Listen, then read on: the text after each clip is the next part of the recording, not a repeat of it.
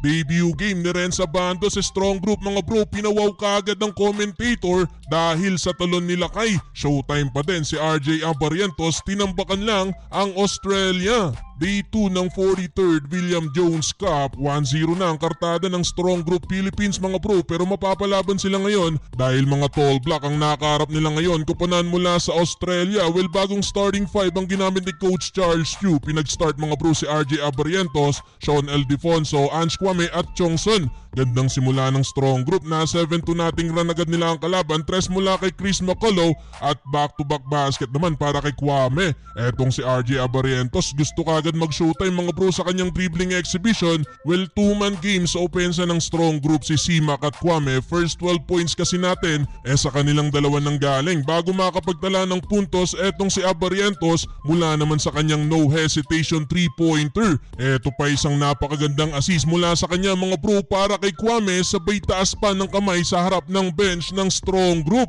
Under 4-minute mark nang bumalasan ng player si Coach Charles Yu, dito na din tayo nakalamang mga bro ng double digit kung saan tinambakan na ng strong group ang Australia. Iniiwan ng libre pa etong sharpshooter na si Jordan na heading, pinakitaan tuloy sila ng back-to-back 3-pointer. Last 2 minutes, nag-showtime pa ang mga pambato natin steal na nauwi sa fast break dunk ni Steven. Plus eto pa mga bro, alley-oop pass ni Steven kay Chris McCullough, double figure 10 points na para kay Simak. Abante din tayo ng 24 points, 34-10. Second quarter yung hindi pinasok last game. Sa wakas mga bro, ipinasok na din etong sila kay Renz Abando. Under 8 minutes nang ipinasok si Renz na agad namang pinabilib kahit ang commentator sa ginawa niyang depensa sa kalaban. No easy basket kay Abando mga bro, binutata pa din ang layup ng kalaban, pero yun nga lang, goaltending ang itinawag ng referee. Energy ang dala nila kay mga bro sa team, lalo na sa depensa. Talon lang ng talon etong si Abando.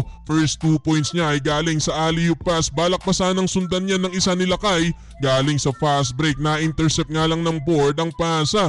Well, kontrolado pa din naman natin ang laban, maintaining sa 20 ang lamang ng strong group, 49-24. Di pala mapapalaban ang pambato natin mga bro, tambak sa first half ang Australia. Entering the third quarter, same scenario pa din mga bro. Kontrolado pa din natin ang malaking lamang. Showtime na lang ang import natin na si Chris McCullough. Kinakain na lang ang depensa ng kalaban sa ilalim.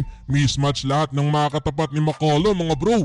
Halos magte-30 pa ang tambak ng strong group. 19 points na for Chris McCullough. Nagpaulan pa ng 3 sa quarter na to mga bro ang Team Philippines. Well, fourth and final quarter, tuluyan ang nakuha ng strong group ang panalo. Hindi na din nakabalik pa sa laban ng Australia. 2-0 na ang standing ng strong group at ang sunod na makakarap nila bukas ang bansang Ukraine, at sa Thursday naman mga bro, Team USA. Pinaka-highlight ng game mga bro nang i-posterize ni Renz Abando etong player ng Australia. Nang gulat pa sa dulo sila kay mga bro, sabay flex ala LeBron James.